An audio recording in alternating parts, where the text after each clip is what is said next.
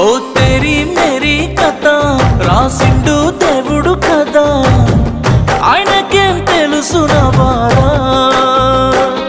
ఓ తెరీ Mary కథ ఒకటయ్యే పెళ్లితో కదా, నీకేం తెలుసు నా బాధ.